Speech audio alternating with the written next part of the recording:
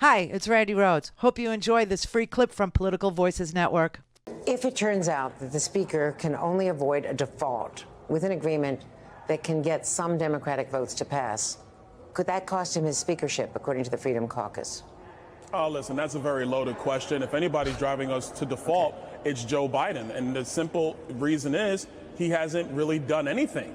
He released his budget a month late, by the way. It was a month late. It's a $7 trillion budget when we only raise about $4.2 to $4.5 trillion in taxes every year. And he's not done anything else. So if you're the leader of the free world, if you're the chief executive of our country, shouldn't you have come together with a proposal at some point? He's not done that. He has to. He has totally done it. See that guy right there, that Byron Donalds from Florida? Not only is he a world heavyweight champion opportunist and a non-answer answer giver, a guy who just spins and spins and spins and spins and never answers any direct question. But that makes him a conversational terrorist. That is what conversational terrorists sound like. That is what they do. They refuse to participate in solutions or problem-solving exercises. It hurts their brain. The answer is clearly Joe Biden's answer, which is you can spend $5 trillion if you raise $3 trillion by clawing back the Trump tax cuts. You can raise an additional $1.5 trillion by hiring more IRS agents to look at high net worth individuals' complex tax returns. And by the way, experts in this field from Yale and from Wharton School of Business and other places have looked at it, and they just put out their new work, and they estimate how much additional revenue the IRS would be likely to collect as a result of Joe Biden's extra funding, and conversely, how much revenue would be lost if the Republicans' proposal became law. And it's really a stark difference.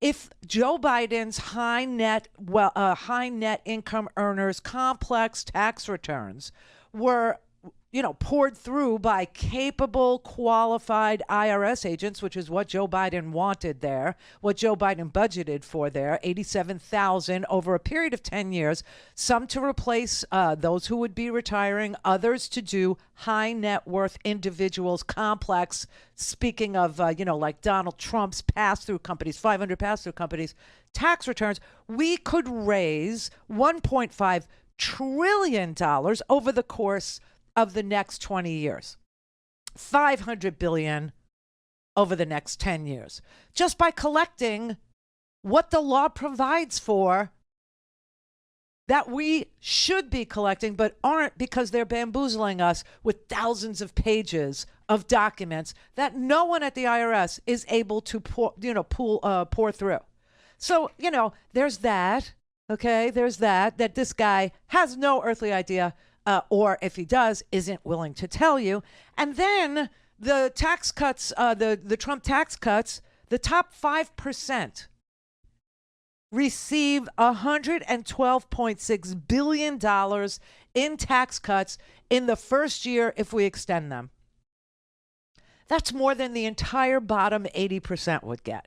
And they're literally looking at the poorest, most disabled, or the youngest, the children among us, as a place to claw back $120 billion. And that's really all that work requirement is worth.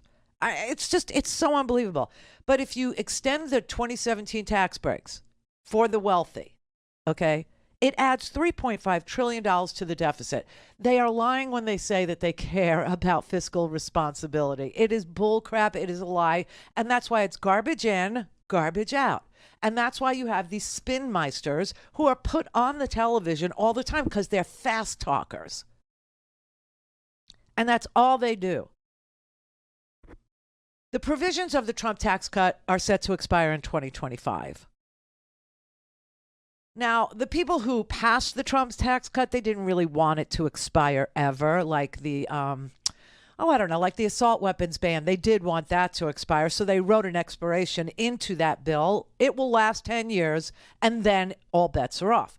In the tax cut that Trump signed, they didn't put an extension or a sunset in it, okay? But now they want to re-up on them, and the cost for doing that is $3.5 trillion with $112.6 billion going to the top 5%. I mean, you know, this is such a game that they're playing.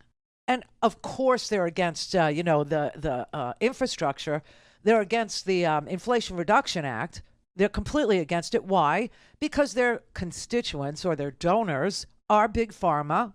And Big Pharma is not in the mood to negotiate the price of all prescription drugs with the Medicare Trust Fund, which would save us trillions of dollars in the next 10 years.